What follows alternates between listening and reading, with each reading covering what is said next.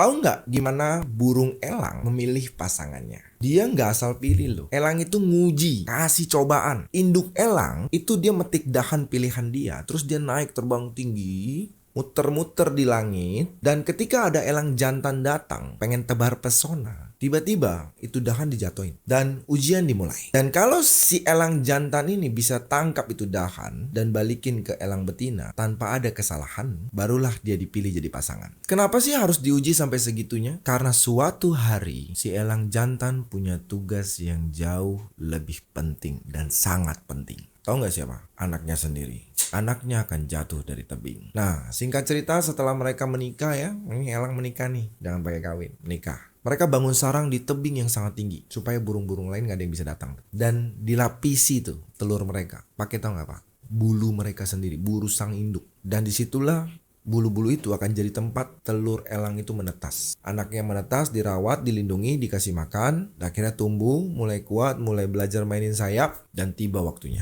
Tahu nggak?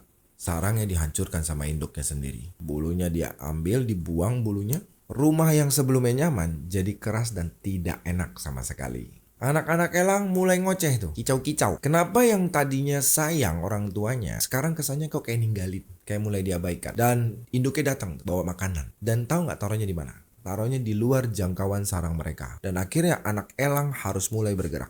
Ada yang jatuh, ada yang takut, ada yang diam. Nah, bagaimana dengan yang jatuh ini? Disitulah peran elang jantan datang. Elang itu tangkap anaknya yang jatuh dan dibalikin lagi ke sarang. Proses ini terus diulang sampai akhirnya anaknya bisa terbang dengan sendirinya. Nah, itulah seni elang dalam mendidik anaknya, teman-teman. Jadi bukan cuma sayang, tapi mereka juga nyakitin tuh anak mereka demi kebaikan mereka sendiri.